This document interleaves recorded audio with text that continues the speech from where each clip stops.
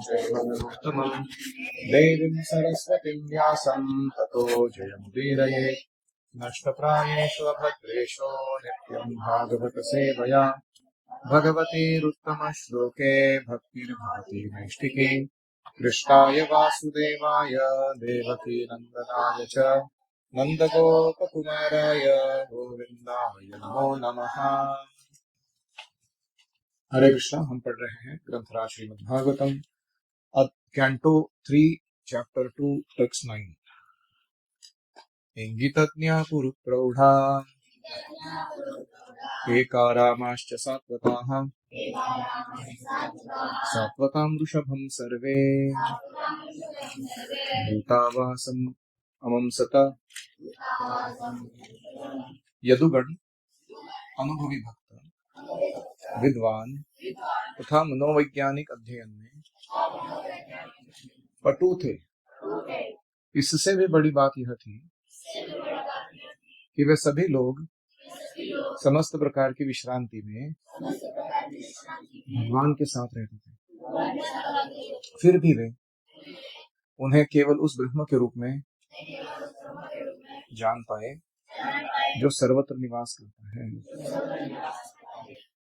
हरि ओम सहना भवतु सहनौ भुनक्तु सह वीर्यं करवावहै तेजस्विनावधीतमस्तु मा विद्विषावहै। ओम शांति शांति शांतिः। ओम अज्ञानतिमिरान्धस्य ज्ञानाञ्जनशलाकया चक्षुरुन्मीलितं येन तस्मै श्रीगुरवे नमः। जय श्री कृष्ण चैतन्य प्रभो नित्यानंद श्री अद्वैत गदाधर श्रीवासादि गौर भक्तवृंद। हरे कृष्णा कृष्णा कृष्णा हरे हरे, हरे राम राम राम हरे हरे। हरि ओम तत्सत्। हरे कृष्णा। तो हम श्रीमद् भागवत की कथा विदुर और उद्धव जी का संवाद जारी रख रहे हैं। अभी कौन बोल रहे हैं? उद्धव बोल रहे हैं। पिछले वाले अध्याय में कौन प्रश्न पूछ रहे थे? विदुर पूछ रहे। वर्णन हो रहा है कि भगवान श्री कृष्ण जब यदुओं के बीच उपस्थित थे तो यदुओं की स्थिति कैसी थी, यदुओं की महानता क्या है, और इस महानता के बावजूद भी क्योंकि वो कृष्ण को यथार्थ रूप से समझ नहीं पाए, उनका यथोचित सेवा या सत्कार नहीं कर पाए, ऐसा मानते हुए उद्धव जो है वो खेद व्यक्त कर रहे हैं। इसका अर्थ ये नहीं कि सारे यदु अपराधी थे या उन्होंने भगवान को गलत समझा। इसका अर्थ यह है कि जब भगवान चले गए हैं धरातल छोड़कर अपने धाम, तो विरह वेदना में हम कैसे भगवान को और अच्छा सेवा दे सकते थे अगर उनकी महिमा को जानते हुए करते थे। इस खेद को व्यक्त किया जा रहा है। तो ऐसा नहीं समझना चाहिए कि यदु सारे गड़बड़ लोग थे। वेदों में कहा गया है नायम आत्मा प्रवचनेन लभ्या न मेधया न बहुना श्रुतेन।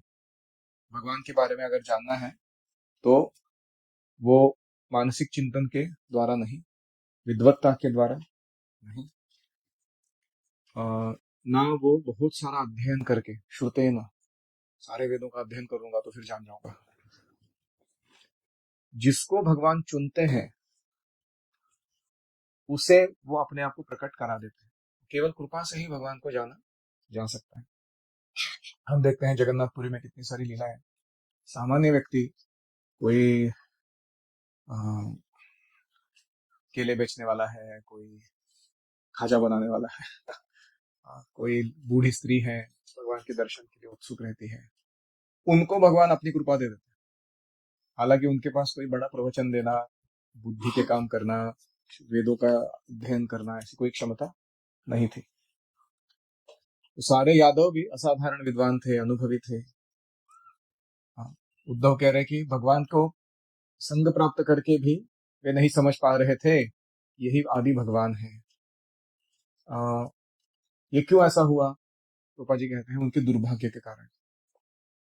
वृंदावन में भगवान परमात्मा रूप से विख्यात नहीं थे। वहां पर तो शुद्ध अनौपचारिक भक्त, इनफॉर्मल डिवोटीज भगवान के, वो इतना प्रेम करते थे कि भगवान को छोड़कर किसी को जानते ही नहीं। ऐसे ही यदुपुरी के जो लोग थे वो भी भगवान को ठीक से नहीं जान पाते थे, क्योंकि भगवान ने ही उनको ऐसे उनके बुद्धि को योग माया शक्ति से ढक दिया था। वो भगवान को अपने घर वाले जैसा प्रेम करते थे, कोई सगे संबंधी जैसा।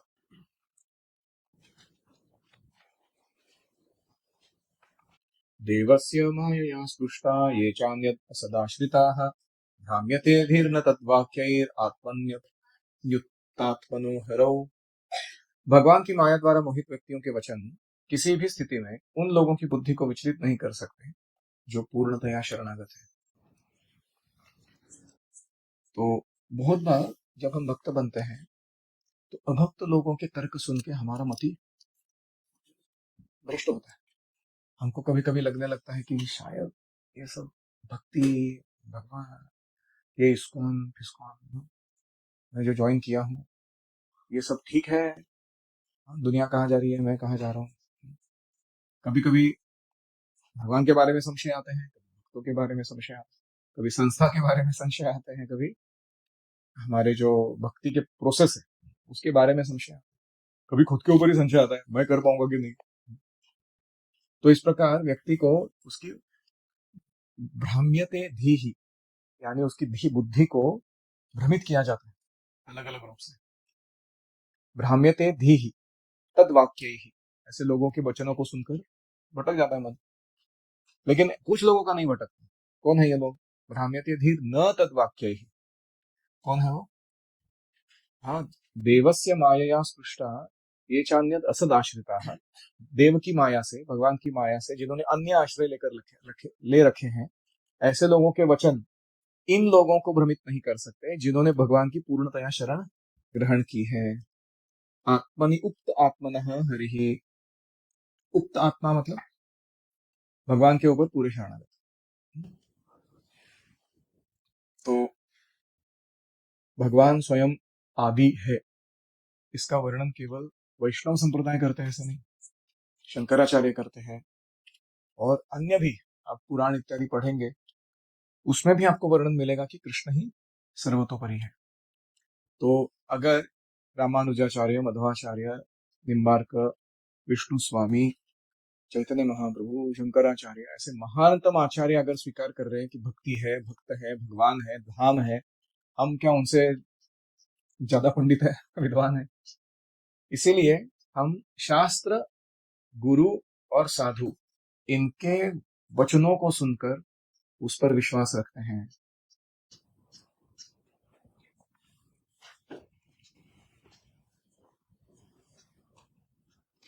भगवान की माया ऐसी काम करती है कि व्यक्ति भगवान का निकटवर्ती भी क्यों ना हो, अगर वो शरणागत नहीं है तो, या श्रद्धा विहीन है, तो उसके मन में नास्तिकता के या अलग अलग भौतिक भोग के मानसिकता को गुजर देती है माया। हम देखते हैं काल चक्र कृष्णदास का कथा, काल कृष्णदास का कथा। वो क्या किए, जब साउथ इंडिया में चैतन्य महाप्रभु अपने संकीर्तन प्रचार कर रहे थे, उनके साथ चल रहे थे, वो स्वयं महाप्रभु के साथ पर्सनल असिस्टेंट का सेवा मिला था।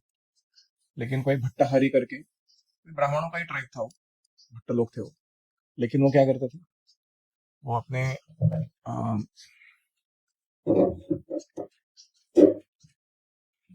स्त्रियों के द्वारा जो अलग अलग प्रवास करने वाले, तीर्थ यात्रा करने वाले लोग रहते थे, उनको भ्रमित करते थे, फिर उनको अपने क्लैन में शामिल करा लेते, अपने जैसा बना लेते। तो उन्होंने अपने स्त्रियों के द्वारा एक काल कृष्णदास का मन विचलित करा दिया, और ये महाप्रभु को छोड़कर चले गए उनके कैंप में। महाप्रभु ने देखा, अरे मेरा पर्सनल श्रवण किधर है, इसको तो सब लोग ने, नित्यानंद प्रभु और जगन्नाथपुरी के जितने भी भक्त थे, सार्वभौम भट्टाचार्य वगैरह, उन सब ने आयोजित करके दिया था, ले जाओ करके साथ में। तो महाप्रभु को पता था मैं खाली हाथ तो लौट नहीं सकता, इन्होंने मेरे को अमानत सौंपी है, उसको वापस उनको लौटाना पड़ेगा इस डिवोटी को। तो महाप्रभु गए सीधा भट्टाहारी के गैंग के बीच में, जंगल में, और वो सारे भट्टाहारी ने देखा इतना सुंदर सन्यासी आया है कोई। लेकिन उन्होंने जाके विनम्रता से महाप्रभु ने कहा कि मेरा एक पर्सनल असिस्टेंट है, मैं एक सन्यासी हूँ, अकेला चल रहा हूँ, कृपया करके मेरे सेवक को वापस करो। तो वो भट्टाहारी गुस्सा हो गए, भाई हम भी सन्यासी हैं, स्त्रियों के साथ रहना तो क्या हुआ हम इस व्यक्ति को नहीं छोड़ सकते, तुम भी हमारे साथ शामिल हो जाओ। तो उन्होंने अपने अस्त्र शस्त्र निकाले महाप्रभु को मारने के लिए। तो जैसे ही उन्होंने हाथ में भाला, फरसा, बर्ची, अलग अलग प्रकार के आयुध, चाकू वाकू सब निकाला चेन्स वगैरह मारने के लिए, महाप्रभु ने देखा कि ऐसी परिस्थिति में काल कृष्णदास को बचाना मतलब क्या करना पड़ेगा। जैसे उन्होंने हाथ से उठाया शस्त्रास्त्र मारने के लिए, सारे उनके हाथ से छूट गए और वो हवा में जाके उनकी तरफ मुड़ गए, भट्टाहरी की तरफ। और महाप्रभु के ऊपर या उनके सेवक के ऊपर वो अटैक करने निकले थे, तो भगवान की माया ने ऐसा काम किया कि वो वेपन्स अपने आप चलने लगे, काटने लगे, तोड़ने लगे, हाथ काटने लगे, पैर काटने लगे, किसी का सिर काट देने लगे। सारे भट्टाहरी चीखते हुए दर्द से पुकारते हुए इधर उधर भागने लगे। उस पूरे कोलाहल के बीच में महाप्रभु गए, काल कृष्णदास का शिखा पकड़े, शेंडी खींच कर लेके अपने साथ चले गए वहां से। फिर बाद में जाके वो जगन्नाथपुरी में सारे भक्तों को उसको सौंप दिए, बोले इसको वापस मेरा, मैं इसका मुंह नहीं देखूंगा, आपने ऐसा गड़बड़ सेवक दे दिया मेरे। तो अलग ही कथा है वो, लेकिन कहने का तात्पर्य यह था कि माया कितनी बलशाली है। हम हमारे आध्यात्मिक गुरु के साथ रह रहे हैं, हम कृष्ण के सानिध्य में रह रहे हैं, रोज अर्चना कर रहे हैं, लेकिन फिर भी माया हमारे मन को भ्रमित कर सकती है। ये सब फॉर्चून छोड़ के हम जाएंगे किसी आयरे गहरे की सेवा करने, और वहां हम भौतिक क्लेश भोगेंगे, वो चलेगा हमको। लेकिन भगवान ने इतना सुख से रखा है, इतने अच्छे वातावरण में रखा है, उसके प्रति हमारे मन में संशय आ जाएगा। तो इसलिए हमें माया से सदैव सावधान रहना चाहिए। ऐसा नहीं सोचना चाहिए कि मैं बड़ा अभी पहुंच गया हूं, अभी मेरा उपनयन हो गया है, अभी मेरी शिखा में एक्स्ट्रा ऑयल लगाने के कारण वो चमकने लगा है, जो भी मेरा ब्रह्म तेज देखो। तो ऐसे नहीं है, कभी भी माया हमको एक सेकंड में उड़ा सकती है भक्तिमय जीवन से। तो भगवान के संबंधित जो लोग होते हैं शरणागत, उनकी बुद्धि कभी विचलित नहीं होती, असुर लोगों के कथनों से वो विचलित नहीं होते हैं, और हमें भी ऐसा शरणागत भक्त बनना सीखना है।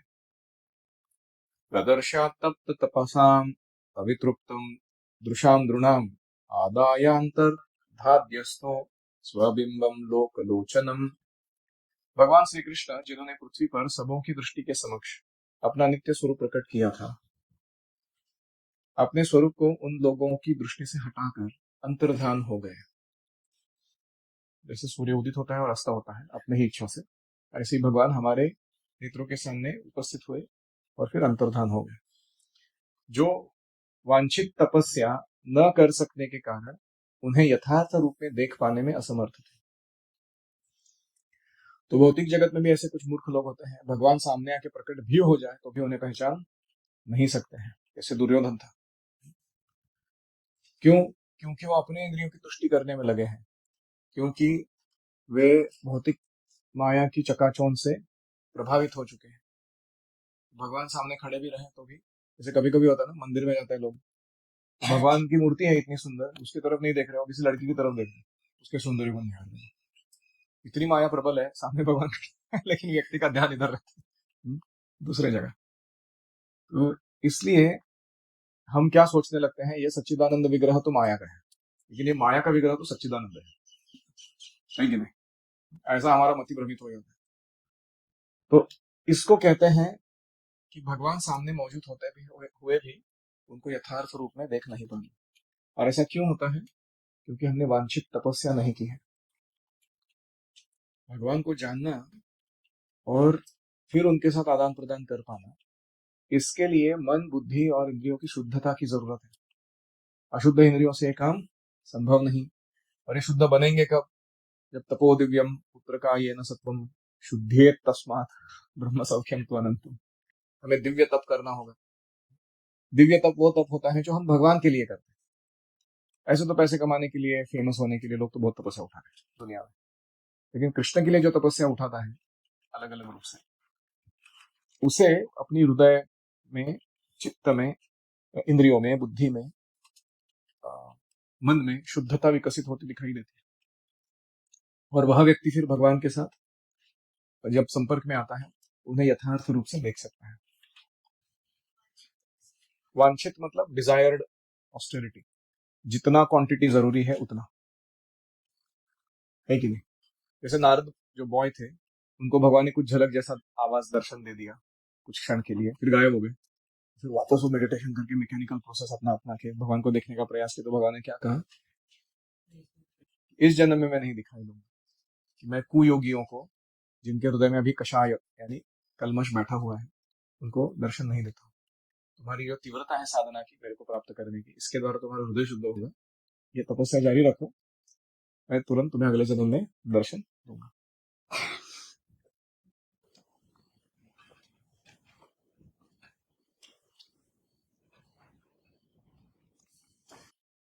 संपूर्ण वैदिक कर्मकांड का उद्देश्य है कि सारे जीवों को पुण्य के मार्ग पर चलाना। सारे वर्णों का पालन करने से मनुष्य को सत्य, मनोनिग्रह, इंद्रिय निग्रह, धैर्य, ये गुण प्राप्त होते हैं।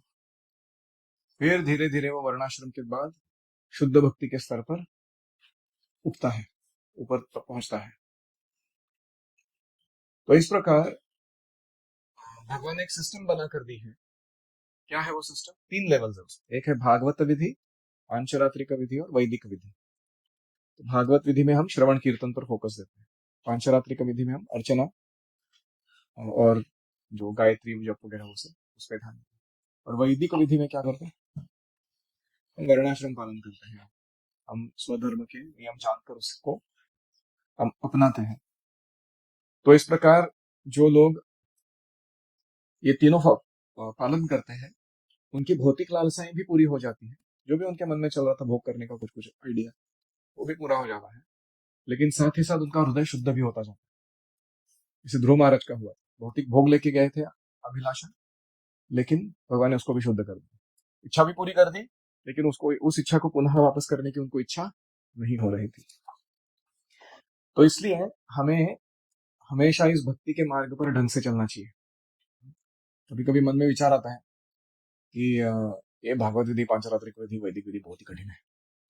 सरल मार्ग क्या है कि कुत्ते बिल्ली जैसे आहार निद्रा भय मैथुन करो, जब मन में जो आए जैसा जीना है जियो, खाने पीने पे कोई परहेज नहीं, कोई नियम कानून नहीं। तो ऐसा लगने में लगता है बहुत ही अच्छा ऑप्शन है। लेकिन अगर मैं आपको कहूं, आप लोग इधर पढ़ाई क्यों कर रहे हो, आगे जाके कोई मेडिसिन, इंजीनियरिंग, लॉ, कॉमर्स का डिग्री क्यों कर रहे हो? क्या कुछ मिल रहा है क्या अभी तुमको ये मेहनत करके तुरंत कुछ मिल रहा है? चलो क्या करते हैं, हम उर्ली कांचन स्टेशन में जाके बूट पॉलिश करते हैं रोज। कैसा लग रहा है ऑप्शन? अरे अभी बूट पॉलिश किया तो अभी 5 रुपए मिलता है, टैंजिबल बेनिफिट मिलता है। ऐसा क्या तुम ये पढ़ाई वढ़ाई करो, इससे क्या मिल रहा है? कुछ पैसा मिला? फिर क्या जवाब देंगे आप उसको? हाँ, अभी जितनी इसमें मेहनत डालूंगा उतना आगे क्या होगा, पर hour my earning capacity will be like, for my 1 hour people are ready to pay 1 lakh rupees. इतना वैल्यू एडिशन होगा मेरे, जस्ट फॉर एन आवर। इधर क्या है, और 20 minute of book polish, I get 5 rupees. तो इन जनरल श्रेयस और प्रेयस दो होते हैं ना। तुरंत मिलने वाला बेनिफिट को प्रेयस कहते हैं, लॉन्ग टर्म में मिलने वाले को श्रेयस कहते हैं। तो हमें श्रेयस पर फोकस रखना चाहिए। और इसीलिए भक्ति करते समय ये जो 3 मार्ग मैंने कहे, ये प्रेयस है। क्या? भागवत विधि, पांचरात्रिक विधि और वैदिक विधि, ये लॉन्ग टर्म है। और पशु जैसा जीवन, आहार निद्रा भय मैथुन अभी तुरंत करना, भूख करना, वो सब क्या है? प्रेयस, शॉर्ट टर्म। जैसे कोई गधा है, उसको आप एक हाथ में घास का बंडल पकड़ो और दूसरे हाथ में 500 रुपए का नट बंडल पकड़ो, तो उसके सामने रखो, तो क्या चुनेगा? वो घास खाएगा। उसको अकल नहीं है कि 500 रुपए लूंगा ना, ये बड़ा बंडल, तो ऐसा टन, कितना सारा टनों का घास आ सकता है खाने के लिए, वो उसको समझ में नहीं आता। ऐसे ही जो कम बुद्धि वाले मनुष्य है, वो क्या चुनते हैं? आहार निद्रा भय मैथुन को चुनते हैं, धनम जन्म सुंदरी को चुनते हैं इस जगत में। जो बुद्धिमान लोग होते हैं वो क्या सोचते हैं, थोड़ा मेहनत है, तपश्चर्या है अभी, लेकिन भविष्य उज्जवल है। ऐसा नहीं कि बहुत ज्यादा तपस्या है, बोलने के लिए तपस्या है। एक्चुअली क्या तपस्या है? सुबह जल्दी उठना और मंगल आरती में नाचने में। क्या तपस्या? अच्छा प्रसाद पाने में या फेस्टिवल्स बनाने में। तो हमारा मन हमारे साथ खेल रहा है, इसलिए हम मान रहे कि ये बहुत तपस्या है। तो इस प्रकार जो तपस्या के क्राइटेरिया को, रिक्वायर्ड क्वांटिटी को पूरा करते हैं, भगवान उन्हें अपना समझावट, अपना दर्शन और अपनी सेवा प्रदान करते हैं। तो भगवान जब भगवत धाम वापस चले गए थे तो उन्होंने क्या किया, सशरीर प्रयाण किया। ऐसे नहीं कि भगवान ने कोई अपना शरीर पीछे छोड़ा था, मतलब भगवान जिस आध्यात्मिक देह में है उसी देह के साथ वो भगवत धाम चले गए थे। लेकिन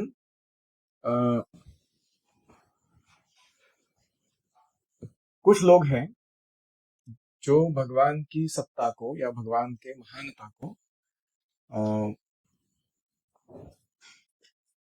ना तो जानना चाहते हैं, ना दूसरों को समझावट हो ठीक से, ऐसा चाहते हैं। इसलिए भगवान ने एक माया शरीर पीछे छोड़ दिया, लोगों को दिखाने के लिए कि मैंने भी शरीर छोड़ा है करके। तो इस प्रकार भगवान इस जगत से अविश्वासी असुरों का अनुचित भार हटाने के लिए प्रकट हुए और वो कार्य पूरा करने के बाद संसार से निकल गए। असुरों को विविल्डर करने के लिए, भ्रमित करने के लिए उन्होंने एक माया शरीर पीछे छोड़ दिया। यन्मर्त्य लीलोपकैकं स्वयोगं मायाबलं दर्शयता गृहीतं विस्मापनं स्वस्य च सौभगद्धे परम पदम भूषणम भूषणांगम।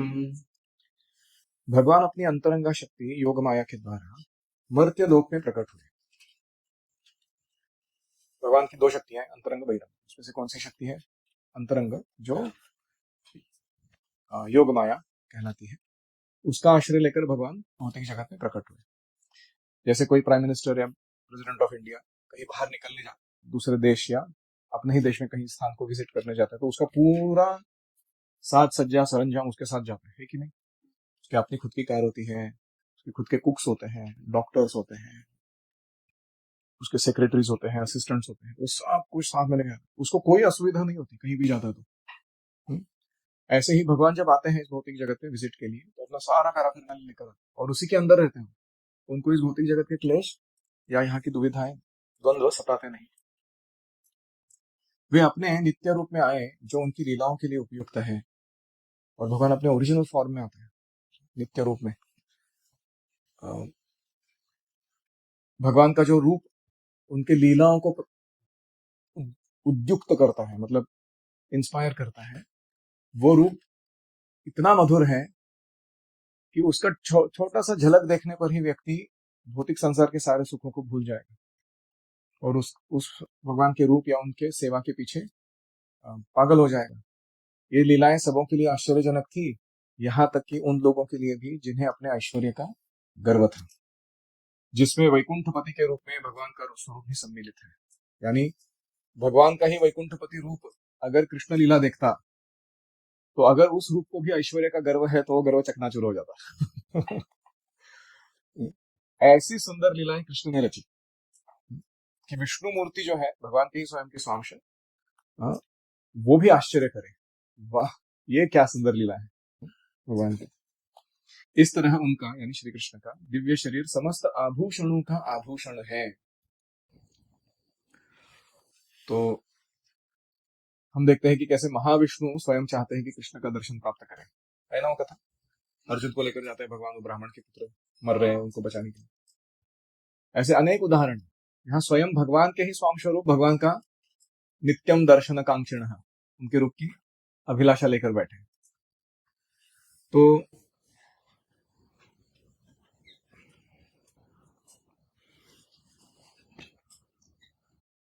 मध्वाचार्य कहते हैं, किम बहुक्तेन सूक्तेन सूक्तेन श्रुतयामिदं कृष्ण एव हि कृष्ण स्यात् कृष्ण स्यात् कृष्ण एव हि। किम बहुक्तेन सूक्तेन, बहुत सारे सूक्त या स्तुति गाकर क्या वर्णन कर पाएगा कोई। सूक्तेन श्रुतयामिदं, बहुत सारे वेदों को पढ़ के या उनकी रचना करके या उनको सुना सुना के कितना भगवान क्या है, कैसी क्या चीज है भगवान, को कैसे समझा पाएगा कोई। क्यों? कृष्ण एव हि कृष्ण स्यात्, क्योंकि कृष्ण कृष्ण है। कृष्ण स्यात् कृष्ण एव हि, क्योंकि कृष्ण कृष्ण है। उनकी तुलना देने के लिए, उपमा देने के लिए दूसरा कोई उपलब्ध नहीं है। जैसे भगवान के चरण कमलों को अगर तुलना करना है, किसके साथ कर सकते? लोटस के साथ, वो तो मुरझा जाता है। चंद्रमा के साथ, उस पर तो दाग धब्बे हैं, शीतलता है लेकिन फिर भी। या मतलब इस दुनिया का कोई भी वस्तु के साथ उपमा देने जाए भगवान के सुंदर रूप की, तो उसमें कुछ ना कुछ तो फ्लॉ निकलता ही है कि नहीं? इसीलिए प्रायः परस्पर अतुलाम अतुलांतरौते श्री वेंकटेश चरणों शरणम प्रपद्ये। मैं ऐसे वेंकटेश जी के चरणों की शरण लेता हूं जिनके चरण कमल एक दूसरे से ही तुलना किए जा सकते हैं, दूसरे किसी चीज से नहीं। प्रायः परस्पर अतुलांतर होते, इनकी तुलना एक दूसरे के साथ ही हो सकती है, अतुलांतर होते, दूसरे किसी के साथ हो नहीं सकती। ऐसे भगवान के चरण। तो भगवान का शरीर जो है वो भूषणम भूषणांगम ऐसे कहा गया है, यानी जो आभूषण भगवान पहनते हैं वे आभूषण भगवान का सौंदर्य नहीं बढ़ाते, उन आभूषणों का सौंदर्य भगवान बढ़ाते हैं। जनरली इस दुनिया में हम देखते हैं कि स्त्रियां जो है, कभी कभी पुरुष भी, बहुत सारे अलग अलग आभूषण पहनते हैं ताकि वो और सुंदर दिखे, है कि नहीं? तो आभूषण पहनने से व्यक्ति और सुंदर दिखे। यहाँ उल्टा है, व्यक्ति ने आभूषण पहले इसलिए आभूषण अच्छे सुंदर दिखने लगते हैं। ऐसे नहीं कि वो भगवान को सौंदर्य प्रदान कर रहे हैं, भगवान उनकी सौंदर्यता को बढ़ा देते हैं। वो कथा बताए हमको वो चोर की, जिसने भागवत क्लास में सुना था कि कृष्ण के ऊपर यशोदा मैया ने इतना सारा सोना वगैरह डाल के रखा है, चोरी करने के लिए वो वृंदावन चला गया। वृंदावन जाने के बाद बहुत उत्कंठा से उसने ढूंढा कृष्ण को कि कृष्ण है, यमुना के तट पर खेलता है, नंद यशोदा का बेटा है, सोने के आभूषण पहना है, रट्टा मारते मारते पहुंच गया वृंदावन, जो भागवत कथा करने वर्णन सुनाया था। तो उसकी उत्कंठा इतनी थी भगवान को देखने की, भगवान दिख गए खेलते हुए अपने ग्वाल बालों में, दौड़ के भगवान के पास गया, बोला बच्चे तुम कितने सुंदर हो। तो कृष्ण ने बोला थैंक यू। शर्मा गए भगवान, सुंदर। तो फिर बोलता है कि मैं तुम्हारा वो थोड़ा सा कंगन नहीं हो, दान का बाली ले लो, क्योंकि इतना कोमल लड़का है, मार पिटाई करके उसका निकालने का मन नहीं किया उसने, है कि नहीं? तो कृष्ण बोलते हैं नहीं, सॉरी, तो प्लीज प्लीज दे दो। कृष्ण नहीं बाबा, यशोदा मैया मारेगी मेरे को, पकड़ गए, कुछ घूम गया मेरे बॉडी पे से, घर जाऊंगा कोई आइटम मिसिंग होगा तो पिटाई होगी मेरी। तो ऐसे भगवान उसके साथ छेड़ रहे उसको, और वो भी भगवान को मनवा रहा है, कुछ तो दे दो, ऐसा दे दो, वैसा दे दो। भगवान उसको दा दा पूरा उल्लू बना रहे उसको। और ये संभाषण करते करते करते वो चोर इतना पागल हो गया कृष्ण के सौंदर्य की तरफ, या उनकी मधुरता, उनका जो निरागस स्वभाव, छोटे बच्चे जैसा, वो चोरी करने आया तो वही भूल गया वो उधर ही रहने लगा वृंदावन में। बोला ठीक है, आभूषण नहीं तो नहीं सही, कम से कम बच्चे को देखने मिल रहा है रोज, इतना ही बहुत है, लेकिन वो ब्रजवासी हो गया, परमानेंटली उधर ही रहने लगा वो। उसने कभी जिंदगी में चोरी नहीं की, और केवल कृष्ण के इस सुंदर रूप को निहारने के लिए उनके शुद्ध भक्त के रूप में धाम में वास करने लगा। तो कृष्ण के जो दिव्य आभूषण है उनका सौंदर्य कृष्ण स्वयं बढ़ा देते हैं।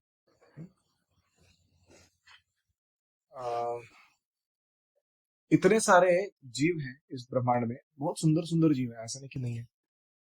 एक का सौंदर्य देखो तो कभी कभी लगता है इससे भी तो वो उत्कृष्ट है, ऐसे जीवों के बीच में भी लगता है कभी कभी। लेकिन जहां तक धन, बल, यश, सौंदर्य, ज्ञान, वैराग्य, इन सारी चीजों की बात है, ये परिपूर्ण मात्रा में किसी एक जीव में नहीं मिलते, है कि नहीं? इसलिए हमारी खोज हमेशा असफल हो जाती है। हम सोचते हैं अरे ये व्यक्ति है ना, इसके पास ज्ञान बहुत है, ये दिखते हैं सुंदर सुंदर दिखते हैं, इसके पास धन भी है बहुत, लेकिन बाद में समझ में आता है अरे ये तो कंजूस है या कुछ तो प्रॉब्लम उसमें आ जाता है हम, है कि नहीं? या बहुत गुस्से वाला है, या ये बहुत ऐसा उद्धट है। तो इसलिए इस दुनिया का कोई भी जीव जिसके पीछे हम भागे ऐसा मानकर कि शायद वो मेरी आस पूरी कर दे, वो सफल होने वाला नहीं है। We are looking for love in wrong place. गलत व्यक्ति के साथ संबंध जोड़ के हम प्रेम की आशा लेकर बैठे। इसीलिए बुद्धिमान मनुष्य क्या करता है, वो सीधा भगवान के संपर्क में आता है और उसकी ये जो आस है वो पूरी हो जाती है। To give love and to receive pure love, to give happiness and to get pure happiness in return, to give oneself fully to someone and get that person fully for oneself। ये कहाँ संभव है? ये केवल कृष्ण के साथ संभव है। कोई दूसरा इस दुनिया का जीव ऐसा हमारे साथ नहीं कर सकता। जैसे आपको लगता है मेरी मम्मी है कि नहीं, कब तक? जब तक आपका भाई पैदा नहीं होता। फिर वो आता है और फिर वो शेयरिंग चालू होता है मम्मी का। फिर हम लोग परेशान हो जाते हैं, अरे हाफ टाइम मेरे को मिल रहा है, हाफ टाइम उसको है कि नहीं? आप जब बड़े बनोगे तरुणावस्था में तो कोई लड़की पसंद आएगी आपको, आप उसके पीछे लगोगे, आप देखोगे 50 लड़के पड़े उसके पीछे। आप बोलते हैं यार ये क्या करें इसका। और ये दुनिया का स्वभाव ऐसा है कि आप जिससे प्रेम करते हो आपसे पूरा प्रेम नहीं करते, वो किसी और से पूरा प्रेम करता है। और फिर वो व्यक्ति उससे प्रेम नहीं करता, वो किसी और से पूरा प्रेम करता है। ऐसा विचित्र ये दुनिया का हालत है। तो इसीलिए we should learn to love by reposing our loving tendency in the right place, in the right person. सबसे बड़ा सीख है हमारे जीवन का। प्रेम करना सीखो। कैसे? सही व्यक्ति के ऊपर प्रेम को आरोपित करके। गलत व्यक्ति पर करोगे बहुत पछताओगे। तो कभी कभी इस जगत में किसी को कुछ ऐश्वर्य प्राप्त होता है, उसको गर्व रहता है कि मैं बहुत श्रेष्ठ हूँ। लेकिन जब वो देखता है अपने से भी बहुत ऐश्वर्यशाली कोई व्यक्ति है तो उसका गर्व चकनाचूर हो जाता है कि नहीं? तो ब्रह्मांड में भगवान जब प्रकट हुए थे तो इस ब्रह्मांड में एक से एक ऐश्वर्यशाली जीव है। उनका ऐश्वर्य देखोगे तो ऐसा लगता है बाप रे, इसके आगे तो कुछ हो ही नहीं सकता। लेकिन जब वो भगवान को देखे या उनकी लीलाओं को देखे, उनको समझ में आया भाई मैं अपनी मर्सिडीज को मर्सिडीज समझता था, खटारा निकली। ये कुछ अलग ही है स्टैंडर्ड एंजॉयमेंट का। जैसे वो अप्सराएं थी जो नर नारायण ऋषि को भ्रमित करने गई, तो नर नारायण ऋषि ने अपने जंघा से ऐसी ऐसी सुंदर अप्सराओं को उत्पन्न किया कि वो पहली वाली अप्सराएं छिपकली मेंढक जैसी दिखने लगी, एकदम कुरूप उनके सामने। उनको लगा अरे ये तो कुछ अलग ही है कैटेगरी सौंदर्य का। तो ऐसे भगवान का ऐश्वर्य है। ऐसे ऐश्वर्यशाली भगवान के पीछे हमें पागल होना चाहिए। नहीं तो क्या होगा, हम कुछ समय के लिए अलग अलग सैम्पलिंग करते हुए कभी इस क्रिकेट के पीछे पागल होके देख लिया, कभी उस पॉलिटिशियन के पीछे पागल होके देख लिया, कभी लड़की के पीछे पागल होके देख लिया, कभी कोई तो आइडियोलॉजी, मार्क्सिज्म, कैपिटलिज्म, कम्युनिज्म, स्टोइज्म, उसके पीछे पागल होके देख लिया। ऐसे करते करते फालतू के कितने सारे जन्म काट देंगे हम लोग। हाथ कुछ लगेगा नहीं, ठेंगा। माया इज वेरी एक्सपर्ट। किसी को इतना डेडिकेट करा देती है किसी चीज के पीछे, फिर वो लगता है बहुत साल बिता देता है, उसके एंड में दिखा देती है इधर तो कुछ है ही नहीं। तो व्यक्ति पूरा फ्रस्ट्रेट हो जाता है उसमें। तो इसलिए हमें सीधा अपना आकर्षण जो है या प्रेम है वो भगवान के प्रति बढ़ाना चाहिए।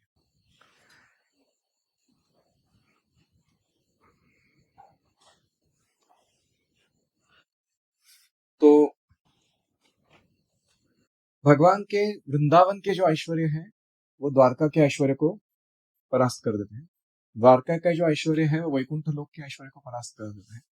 वैकुंठ लोक के जो ऐश्वर्य है वो अ, भौतिक जगत के जितना भी ऐश्वर्य है सो कॉल्ड उसको परास्त कर देते हैं।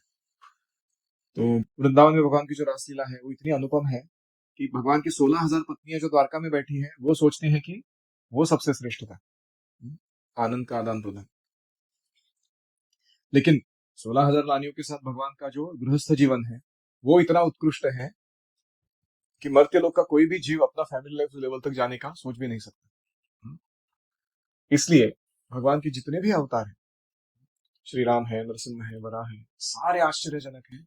और इनके सारे कार्य और इनके जो द्वारा संपन्न किए जाने वाले प्रेम के आदान प्रदान ये बड़े ही आश्चर्यजनक है।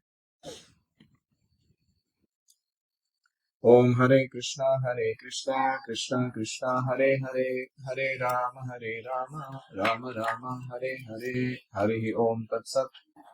प्रश्न।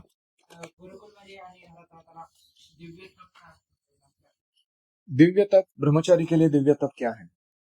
ब्रह्मचारी के लिए खास करके रोज वेदाध्ययन करना, शास्त्र पढ़ना, रोज अपने गुरु की आराधना करना, गुरु पूजा बिना गलती या असावधान रहे, इंदो मुई सावधान। उसे सायं प्रातः उपासित, सुबह और शाम को गुरु अग्नि अर्क अनिलह, यानी गुरुदेव अग्नि फायर ऑफ सैक्रिफाइस यज्ञ, सूर्य यानी गायत्री जप उसकी आराधना, और वैष्णवों की सेवा, विग्रहों की सेवा, ये उसके लिए दिव्य तप है। तपसा ब्रह्मचर्येण शमेन च दमेन च त्यागेन सत्य शौचाभ्याम यमेन नियमेन वा। तो हमेशा क्लीन रहना, हमेशा सत्य बोलना। झूठ बोलता है ब्रह्मचर्य टिक नहीं सकता, माया पकड़ के लेके जाएगी उसको। और क्षमा दम, मेंटल सेंस कंट्रोल मेंटेन रखना। त्यागे न, अपने ध्येय प्राप्ति के लिए, विद्यार्जन के लिए, गुरु की संतुष्टि के लिए कोई भी चीज त्यागने के लिए तैयार होना चाहिए व्यक्ति को। दैट इज तपस्या। अपना एजेंडा लेके नहीं चलना चाहिए। और यम नियम पालन करने चाहिए। यम क्या है?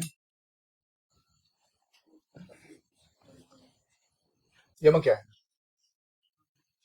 हाँ? सत्य शौच अस्तेय ब्रह्मचर्य अपरिग्रह, ये यम है। नियम क्या है? क्या करना है? स्वाध्याय, ईश्वर प्रणिधान, तप, और ये सारे नियम है। तो इस प्रकार जो अपना जीवन है वो सबसे बड़ा सैक्रिफाइस है। That is the letting go of our free will and let guru handle it. तद्विद्धि प्रणिपातेन परिप्रश्नेन सेवया। तो make my will thy will, ऐसे बोलते हैं ना, कि हमें अभी अकल नहीं है फ्री विल को कैसे यूज करते हैं ढंग से, इसलिए हम गुरु जी को बोल देते हैं आप हैंडल करो इसको, आप मेरे को बताओ करना क्या है। और वो ट्रेनिंग लेते हैं कैसे फ्री विल को हमेशा सही यूज करना है। जब उनको कॉन्फिडेंस आ जाता है कि हमने ये सीख लिया है, तो हमको समावर्तन करके वो घर भेज देते हैं। Training is complete, now you go. तो जिंदगी में कभी वो ब्रह्मचारी उल्टे सुलटे काम नहीं करे, क्योंकि he has mastered that art of never misusing free will। तो ये तपस्या है। वो गुरुकुल में रहते हुए हो या घर पे रहते हो, सेम ही तपस्या, ऐसा कुछ अलग तपस्या नहीं। घर में इतना ही है कि थोड़ा कंफर्ट और सुविधा ज्यादा रहता है, और उससे सावधान रहना होता है। अगर कृष्ण से चाहते हैं कि हम सब जीवात्मा जो रास्ते को अगर सब लोग जाएंगे भगवतम वापस कर तो फिर उन्होंने असुरों को मोहित करने के लिए भगवान को अगर चाहिए कि सब लोग भगवत धाम आए, तो ऐसे चीजें बनाते ही क्यों है जिससे असुर पैदा हो या असुरी प्रवृत्ति बढ़ती रहे। वो भगवान का करना नहीं है, असुरों का इच्छा है। असुरों का इच्छा तीव्र है कि वो ऐसी चीजों का भोग करना चाहते हैं जो कृष्णेतर है, अदर देन कृष्णा है। उस इच्छा को भगवान पूरा कर रहा है। जैसे गवर्नमेंट जेल जो बनाता है, वो क्या खुशी से बनाता है? चलो लोगों को टॉर्चर करेंगे थोड़े, नहीं। वो ऐसे क्रिमिनल लोग होते हैं, वो पड़ंग काम करते रहते हैं, उनको कंट्रोल में रखने के लिए बनाता है कि सरकार माने देशी दारू से दुकान, मतलब क्या सरकार को मान्य है सबने दारू पीना? नहीं। उसका मतलब है कि कुछ लोग पियेंगे, उनके लिए थोड़ा देना पड़ता है लाइसेंस, ठीक है ना? It's not Krishna's. There are two ways of Krishna designing something, one is to happily design it, another is to unwillingly sanction it. फर्क है कि नहीं दोनों में? सैंक्शन तो किया ना भगवान ने, लेकिन क्या खुद खुशी से किया? नहीं किया। ऐसे ही भौतिक जगत की निर्मित करना, उसमें जीवों को फंसाए रखना, दुख देना, ये सब अनविलिंगली सैंक्शनड है। इच्छा नहीं है भगवान की वो सब करनी, लेकिन हमने फोर्स किया भगवान ये सब करवाने के लिए, ठीक है?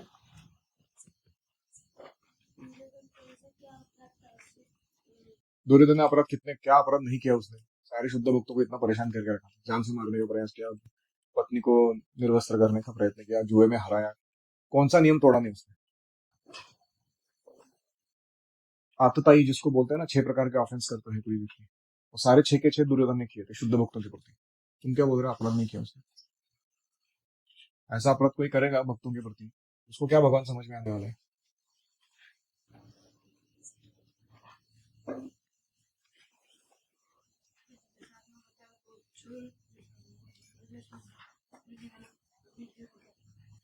कौन?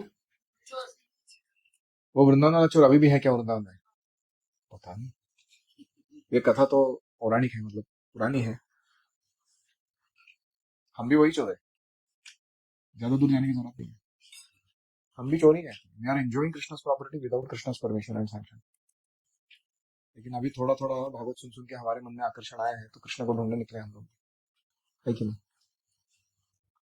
जब सही में कृष्ण मिल जाएंगे तो हमारा बुद्धि थोड़ा ठिकाने आ जाएगा कि क्यों चोरी करके अभी एंजॉय कर रहा है, कृष्ण के साथ ही एंजॉय करो ना गधे है कि नहीं? What is intelligent, to enjoy with the master और to enjoy separate from the master under the fear of be getting punished and beaten up any time?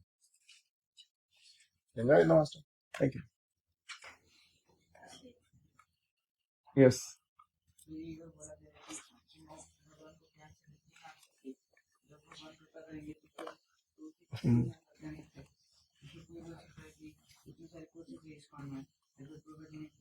Good question. अगर ज्ञान के द्वारा भगवान को नहीं जाना जा सकता तो इतने सारे कोर्सेज क्यों अटेंड करते हैं हम इस्कॉन में? तो ज्ञान भी अलग अलग प्रकार का होता है। एक ज्ञान होता है वो जो जड़ तत्व का ज्ञान है, मटेरियल साइंस।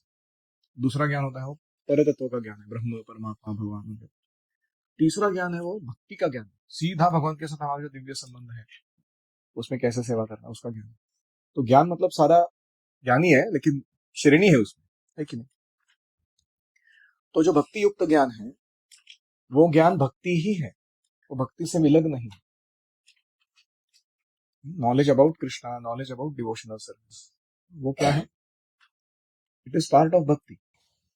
तो हम जब ज्ञाने प्रयास मुदपास्य वो की उसकी बात करते हैं, तो वो ब्रह्म के पीछे लगे हुए लोग जो तर्क के आधार पर अपनी एनालिटिकल एबिलिटीज से जानना चाह रहे हैं, उनकी बात कर रहे हैं। भक्त लोगों को जो ज्ञान आता है, वासुदेवे भगवती भक्ति योग प्रयोजितः जनयति आशु वैराग्यम ज्ञानम चाहे, तो वो जो ज्ञान है भक्ति करके आने वाला, वो भक्ति एनहांसर है, बढ़ाता है। तो इसलिए उस ज्ञान को हम भक्ति के दायरे के बाहर नहीं मानते, वो ज्ञान हमारी भक्ति को बढ़ाता है। तो ऐसा ज्ञान अर्जन करना जो भक्ति को बढ़ाता है, वो भक्ति के कक्षा के बाहर नहीं है, वो भक्ति है।